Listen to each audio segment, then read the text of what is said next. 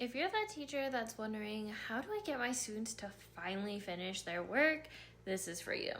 Hi, my name's Helena, a coach for new and first year teachers, and welcome to the 30-day Classroom Calm Now challenge, where over the course of 30 days, I show you how to have a calm classroom that runs itself. Whenever I had independent work time in my classroom, I would get frazzled because I felt like I was constantly being pulled in like 5 different directions at once.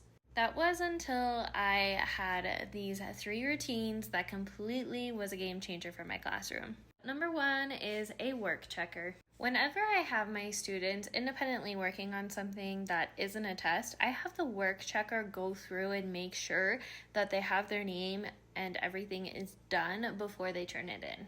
How it works is the work checker walks around with a clipboard and they put a plus if the student did complete the work. They put a plus/minus if they kind of did the work, or they will do a minus or subtract sign if they didn't do the work. Notice I'm not saying they are checking for the correct answer. I am just having them check whether or not the student completed the work, which also is a great form of accountability and keeps my students accountable because they have to check in with their peers. Check out my classroom jobs and my classroom management bundle for a description on what the work checker does and other classroom jobs I have in my classroom. Step number 2 is the turn in milk crate.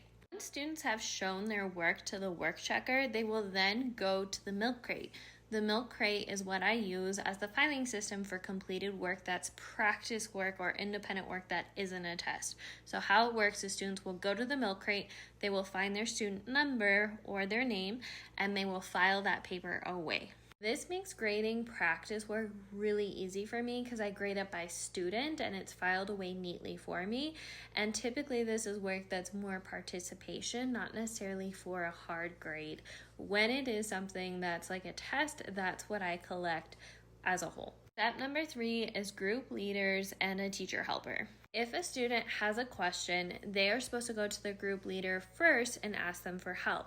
If the group leader doesn't know the answer, the group leader will go to the teacher helper.